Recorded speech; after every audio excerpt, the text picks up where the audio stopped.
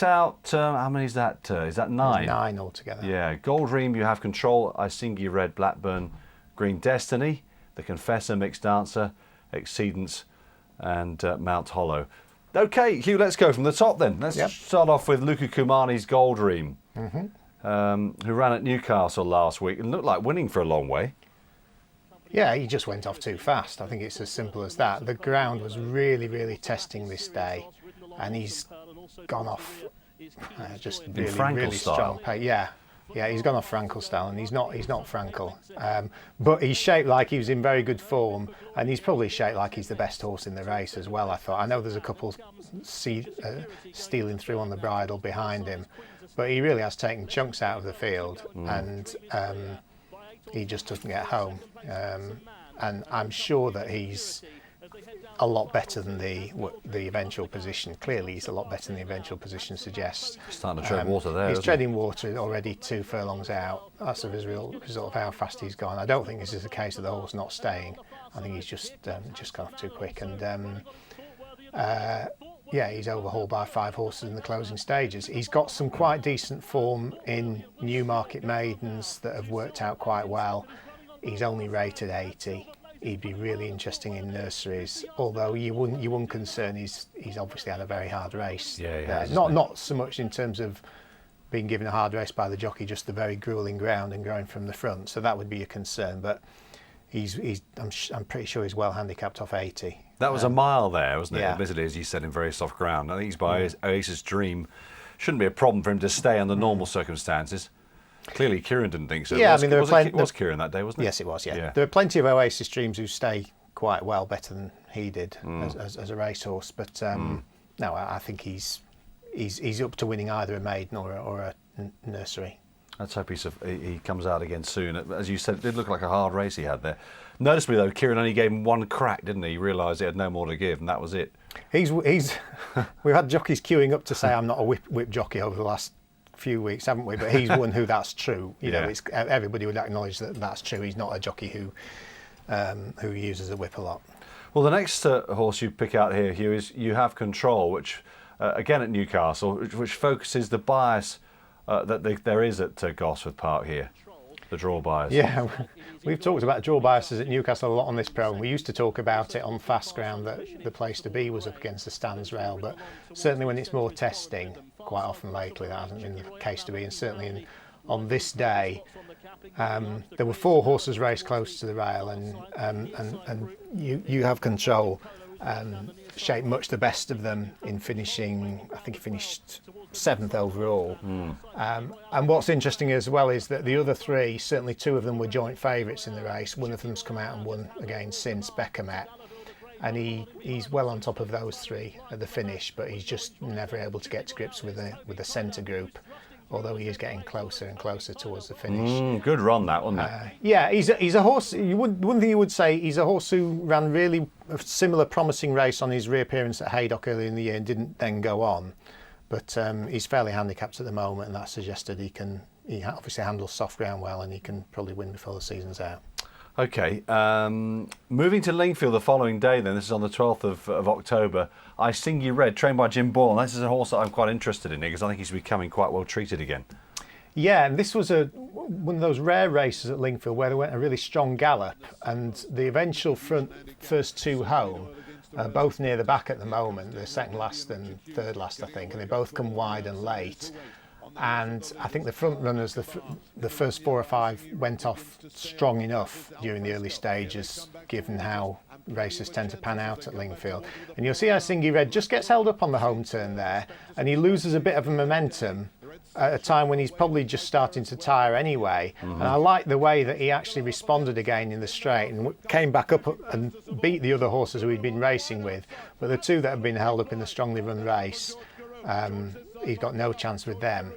But I think they were both probably quite well handicapped anyway. And although he's beaten quite a long way in the end, he was up with a strong pace. He got hampered on the home turn, and he still came back. I like the way he came back as well. So he emerged with lots of credit there, didn't he? I think he's been beaten in a fair way in the end in third. But I think you've summed it nicely. He does emerge with a lot of credit.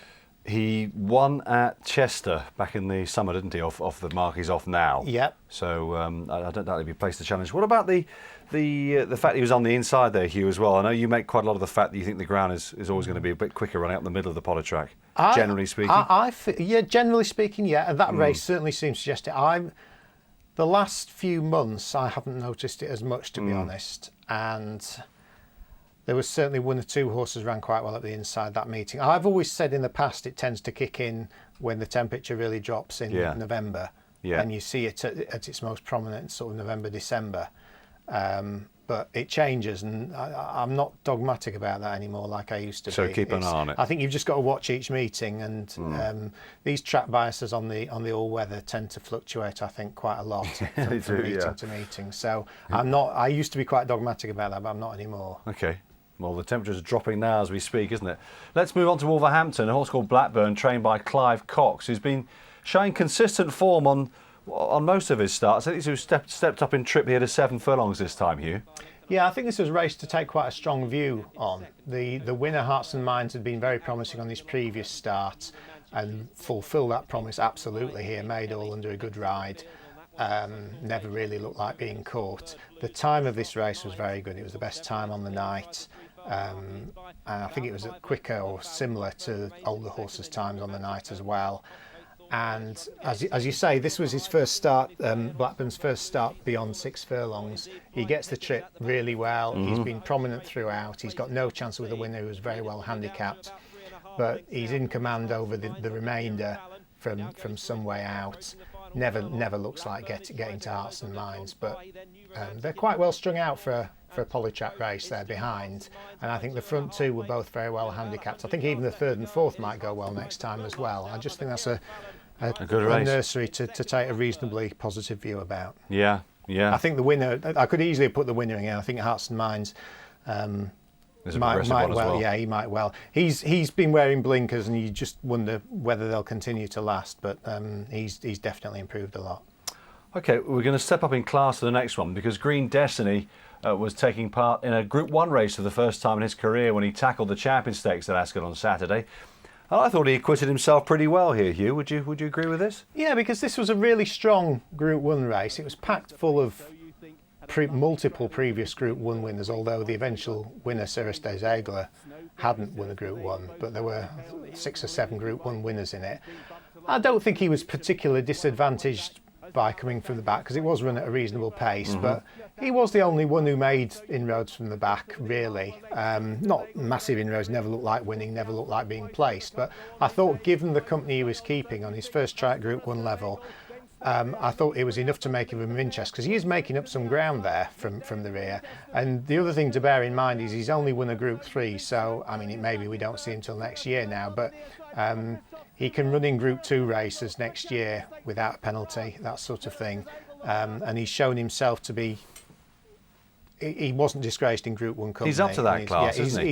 He's up to another year on his back, and he might be up to making more of an impact. And I wasn't in 2 minds whether to put him in, but he's a horse who. The other thing to like about him is he wins races. He's won 6 of his 10 starts. He's got a bit of a turn of foot. There's still the option of going up a bit in distance.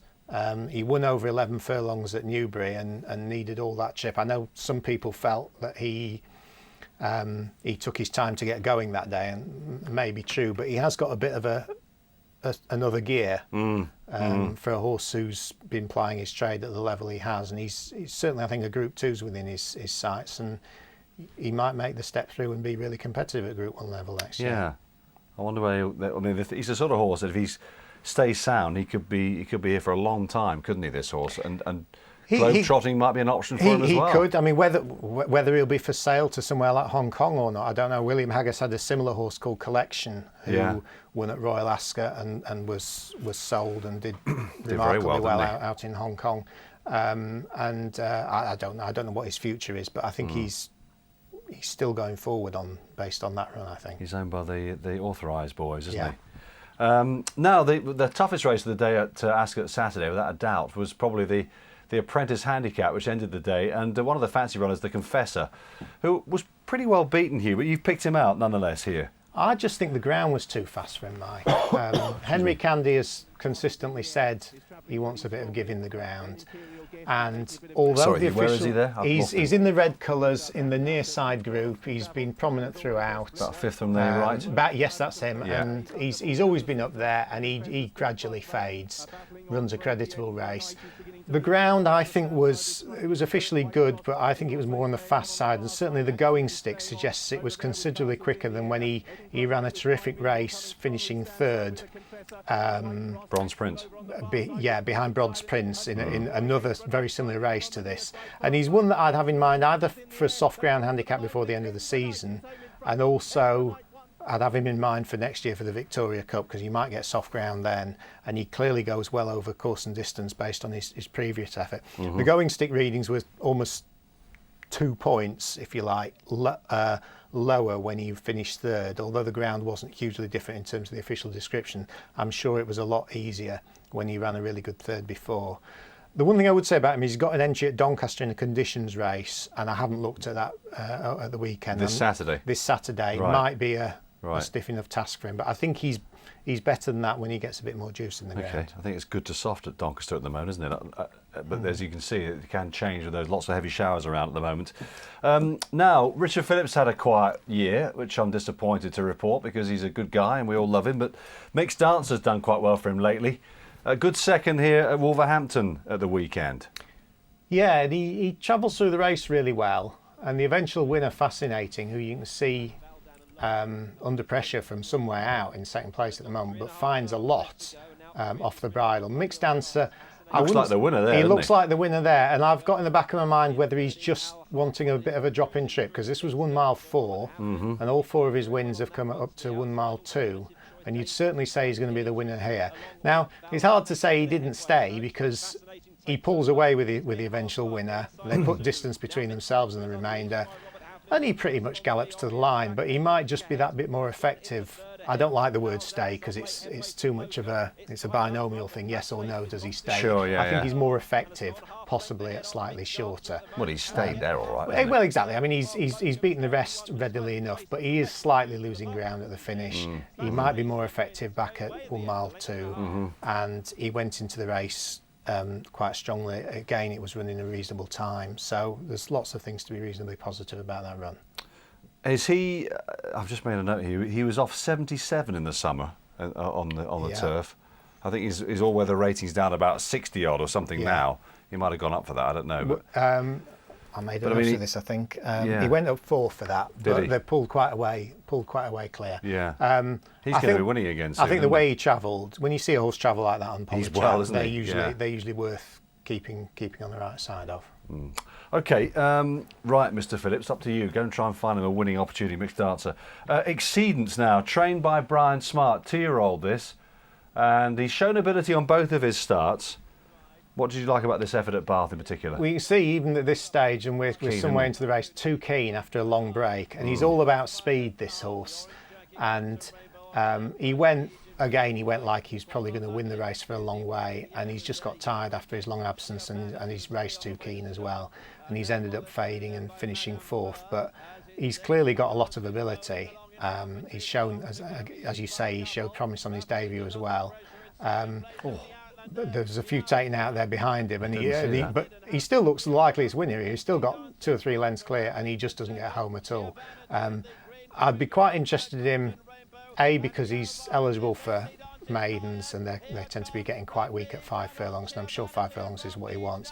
B, he's by Exceedence and Excel, whose progeny tend to do very well on polytrack, and if they can find a little 5 furlong maiden on a sharp track like Lingfield or perhaps Wolverhampton, I think he'd probably get out in front and be quite hard to peg back. Because that is on the collar at Bath as well, isn't it? It's uphill all the way there. It seems to be quite a hard course for front runners to do well, and you quite often, more so in big fields of sprint handicappers, you quite often see something coming fast and late. We'll talk about that in a minute actually, because that affects our next horse, but it's not always the easiest course to make all the running on in a sprint. I don't think, possibly because they sort of keep having this turn where they perhaps lose a bit of momentum. I don't know, but he's got a lot of speed, that horse. That's the point I'm making. So we finish off the Eyecatchers section with Mount Hollow. Now, Mount Hollow is a bit of a tough cookie. He's been around for a bit, but he usually spoils his chances by leaving the stalls slowly. No exception here, Hugh. Yeah, and he was less easy to get away with this because this is 5 furlong, 161 yards, and he's on the wide outside. I don't mind a wide draw at Bath. In a big field of sprint handicappers, I'd rather have a wide draw than a draw around 1, 2, 3, and the figures back that up. But you can see he's already up against it from this very early stage. Because he's missed the break and then he's had to drop in, and he finds himself in last place, 15, 20 lengths behind. But he's been in really good form, and I would suggest that this run shows that he's still in good form because he switched to the outside. He's left with a ton to do, and he comes with a sweeping run down the wide outside, and he just doesn't quite get there. And his rider, I mean, we're talking a lot about the whip. His rider doesn't go for the whip, which is fair enough. He's a £7 claimer. He's probably been told, I can't remember with the horse whether he habitually doesn't go for the whip or not, but he doesn't go for the whip. He brings him with hands and heels. I don't have a problem with that with a £7 claimer. It's, I'd rather that than get He's picked up quickly there, hasn't he? He's gone past lots of horses, and it's a well-handicapped one that he just can't quite get past. But he's right at the top of his game, isn't he? And he's made up a lot of ground. He's probably better at a full 6 furlongs anyway, and he's made up a lot of ground in a short space of time, and I think he's still at the top of his game. He's effective on the all-weather as well, so on polytrack. So look out for him. He's still one to be interested in, I think. Sure.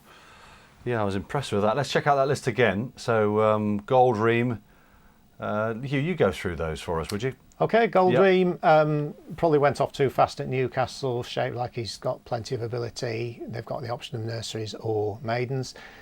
You Have Control, best of the 4 that raced stand side, and at least 2 of those, the 3 behind him, were in good form and strong in the market, so he's got potential for the rest of the season. Singi Red, up with the pace in a strongly run race, hampered on the home turn, shaped as if he's in good form in a race that suited the hold-up horses. Blackburn, I just think it's a strong nursery, and he improved a lot on his step up to 7 furlongs, and I think he's still well handicapped. Green Destiny did as well as probably could have been expected in a really strong Group 1 on his first try in the grade. The Confessor, I think, wants easier ground than he got at Ascot on Saturday. Mixed Dancer travelled well, possibly didn't quite get home over 1 mile 4 furlongs, but clearly in good form, worth a try at something like 1-2, 1-3. Yeah. Exceedence, bags of speed, possibly just needed it in the end, and he's by a sire who suggests he's worth a try on polytrack if they can find a little 5 furlong maiden. And Mount Hollow, again, set himself a lot to do over a shorter trip than usual, did very well to get as close as he did. Excellent. So that's hopefully a lucky 9, Hugh. Thank you very much for that. So that's the Eyecatchers section, but we've got a whole load of emails that you sent through for Hugh's perusal, and we'll go through those after the break.